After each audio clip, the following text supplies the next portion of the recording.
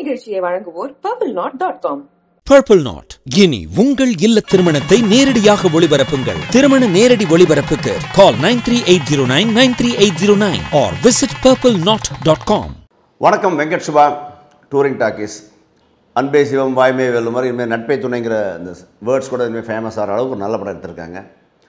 Sundar and Khushbu வந்து இண்டிவிஜுவலாக as an actor, as a director பண்ணதை விட as a producer they are growing very well. ஒரு படம் ஒரு ஆதி ஹிப்ஹாப் தமிழா என்கிற ஆதியை நம்பி இவ்வளோ செலவு பண்ணி கிராண்டாக எடுத்திருக்காங்க. ரியல் ப்ரொடக்ஷன் வேல்யூ இருக்குது இல்லையா, அது ரொம்ப பெருசாக இருக்குது இந்த படத்தில். ஏன் எல்லாத்தையும் விட்டது முதல்ல சொல்கிறேன்னா, அதுதான் ரொம்ப முக்கியம். அவர் ஒரு ஹிட்டு கொடுத்துருக்கலாம், அடுத்த படம் வந்தால் சும்மா ஒரு 5% ஏற்றாமல் 10% ஏற்றாமல் பெரிய கிராண்டாக ஒன்று பண்ணியிருக்காங்க. படத்துக்கு என்ன வேணுமோ எல்லாத்தையும் பண்ணி கொடுத்துருக்காங்க. ஸோ இந்த படம் வந்து டெஃபினட்டாக ஜெயிச்ச படம். ஆல்ரெடி தியேட்டரில் பார்த்தா ஆரவாரமாக பிரமாதமாக இருக்குது. ஸோ அது ஜெயிக்குமா ஜெயிக்காதெல்லாம் இல்லை, ஜெயிச்சாச்சுங்கிற மாதிரி நல்லா போயிட்டுருக்கு.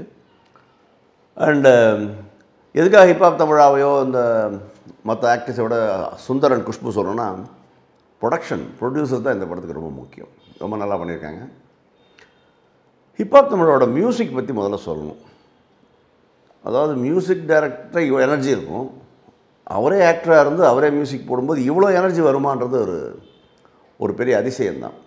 ஏன்னா பார்த்தீங்கன்னா மியூசிக் டைரக்டர் பொதுவாக எல்லோரும் இவ்வளோ பேரை பார்த்துருக்கோம்ல, அப்படியே அமைதியாக இருப்பாங்க, பாட்டு மட்டும் கிராண்டாக இருக்கும். அது ரஹ்மான் ஆகட்டும், ராஜாவாக இருக்கட்டும், யாராக இருந்தாலும் பார்த்தாலும். ஒரு டி ராஜேந்தருக்கு அப்புறம் இவர்கிட்ட தான் அந்த எனர்ஜி இருக்குது. மியூசிக்கும் இருக்குது, ஆக்டிங்கும் இருக்குது. அதை நீங்கள் பாராட்டாகவே எடுத்துக்கலாம், ஒன்றும் தப்பு கிடையாது. அண்டு கதகளியை மிக்ஸ் பண்ணி ஒரு பாட்டு போட்டிருக்காரு, அன்பிலீவபிள். இந்த படத்தின் மிக சிறந்த ஒரு விஷயம் வந்து மியூசிக்கு. நம்ம ஹாக்கி ஆடுறாங்க, அதுக்கு ஒரு மியூசிக்கு. ரெடி ஆகிறாங்க, அதுக்கு ஒரு மியூசிக்கு. தடியடி பிரயோகம் நடக்குது, அதுக்கு ஒரு மியூசிக். இந்த பிரமாதமாக சாங்ஸ்லேயே நிறைய கம்யூனிகேட் பண்ணியிருக்காரு. தியேட்டரும் அதிர்புதிரியாக இருக்குது.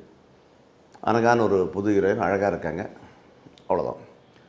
அண்டு அதர் ஆர்டிஸ்டில் பார்த்திங்கன்னா ஹரிஷ் உத்தமன் ரொம்ப நல்லா பண்ணியிருக்கார். அதாவது இது வரைக்கும் அவர் பண்ண படங்களில் ஒரு ஸ்டெப் எக்ஸ்ட்ராவாக இதில் அப்படி ஒரு பர்ஃபெக்டாக பண்ணியிருக்காரு. அண்டு காமெடியன்ஸ், அவருக்குன்னு ஒரு செட் ஆஃப் காமெடியன்ஸு.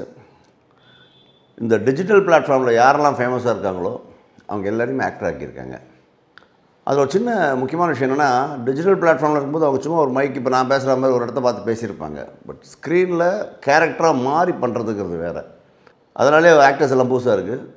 பேக்ரவுண்டில் ஒரு எஃப்எம் ரேடியோ ஜாக்கி ஒரு பேர் டக்குன்னு வரல, அவ்வளோ பிரமாதப்படுத்திட்டார். ஸோ ஆல் டேலண்ட்ஸ், எல்லா விதமான டேலண்ட்டையும் உள்ளே கொண்டு வந்து போட்டு அழகாக சேர்த்து ஒரு ஃப்ரெண்ட்ஷிப்புக்கான கதையை பண்ணி, எப்பவுமே ஃப்ரெண்ட்ஷிப் கதைகள், அது ரஜினியாக இருந்தாலும் சரி, நியூ ஃபேஸாக இருந்தாலும் ஃப்ரெண்ட்ஷிப் கதைகள் எப்பவுமே ஒரு சேஃப்டியாக இருக்கும். இது ஜெயிச்சிருக்கு. பட் மைனஸ் சைடுன்னு சொல்லணும் அப்படின்னா வேறு வழி இல்லை, சொல்லித்தான் ஆகணும். 2-3 விஷயம் இருக்குது. எந்த ஃப்ரெண்ட்ஷிப்பை பேஸ் பண்ணி இந்த கதை இருக்கோ அந்த ஸ்டோரி வீக்காக இருக்குது. இந்த அசார் அண்ட் இவருக்கான அந்த ஃப்ரெண்ட்ஷிப் வந்து வீக்காக இருக்குது. அந்த சைடு மட்டும் இன்னும் ஸ்ட்ராங்காக இருந்திருந்தால் நட்பே துணை வந்து இன்னும் பெரிய லெவலில் ரீச் ஆகிருக்கும். பட் அதனாலே நம்ம தெரியல, அந்த பெரியவருக்கும் இவங்களுக்குமே ஃப்ரெண்டாக மாற்றி அவரை வச்சு ஏதோ அந்த டைட்டில் ஜஸ்டிஃபை பண்ணுற மாதிரி கடைசியில் பண்ணியிருக்காங்க. அதேமாரி லென்த்து கொஞ்சம் அதிகம்தான், இவ்வளோ பெருசாக சொல்ல வேண்டியது இல்லை. ஒரு 10-15 நிமிஷம் குறைச்சிருந்தா கூட இன்னும் ரிலாக்ஸாக இருக்கும். சொல்ல வேண்டிய இன்னொரு மனிதர் வந்து கருப்பயணியப்பன். ஒரு மினி மணிவண்ணன்னு சொன்னால் ஒரே வார்த்தையில் முடிஞ்சிடும். ஏன்னா மணிவண்ணன் அப்படி தான், அவருடைய சொந்த அறிவு, சொந்த இதையும் வந்து கரெக்டான இடத்த பயன்படுத்திக்குவார்.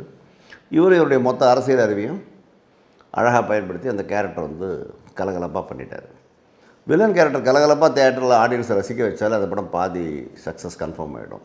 ஏன்னா பிரகாஷ் ராஜ் அப்படி தான் பண்ணியிருக்காரு, மணிவண்ணன் அப்படி தான் பண்ணியிருக்காரு, எம்ஆர் ராதா காலத்துலேருந்து அப்படி தான் பண்ணியிருக்காங்க. ஸோ வில்லன் ஷுட் என்டர்டெயின்கிறது ஒரு கான்செப்ட். அதில் வந்து கருப்பயணிப்பன் நல்லா என்டர்டெயின் பண்ணுறாரு. பொதுவாக நடிகர்கள் வந்து சினிமாவிலேருந்து அரசியலுக்கு போவாங்க. கருப்பயணிப்பன் நிறைய அரசியல் மேடையில் வந்துட்டு இப்போ சினிமா மேடைக்கு வந்திருக்காரு. It's a good beginning. இந்த இனிமேல் நான் நடிக்க மாட்டேன் அப்படின்னு அரசியலுக்கு வந்தவங்க சொல்கிற மாதிரி இனிமேல் ஒரு அரசியல் பேச மாட்டேன்னு கூட சொல்லலாம். அந்தளவுக்கு ரெடி ஆகிட்டார் ஆக்டராக, நல்லா ஸ்ட்ராங்காக பண்ணியிருக்காரு. கிளைமேக்ஸில் புத்தாலத்தனமாக ஒரு கேள்வி கேட்குறாங்க, இந்த டயத்துக்காகவே அற்புதமான கேள்வி. அதுக்கு பதில் சொல்ல முடியாமல் ஆடியன்ஸு கலைஞ்சு போகிறாங்க. நட்பே துணை நிச்சயமான வெற்றி படம், ஜாலியாக இருக்கும்.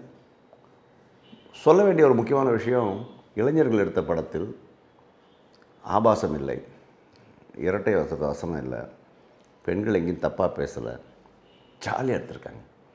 அப்படி ஒரு ஆரோக்கியமான படங்கள் வந்தால் அதை நிச்சயமாக நம்ம வரவேற்கணும்.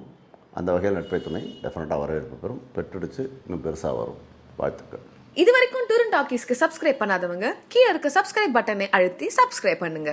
மேலும் புதிய வீடியோக்கான அப்டேட்டை தெரிஞ்சுக்க பெல் பட்டனை அழுத்துங்க.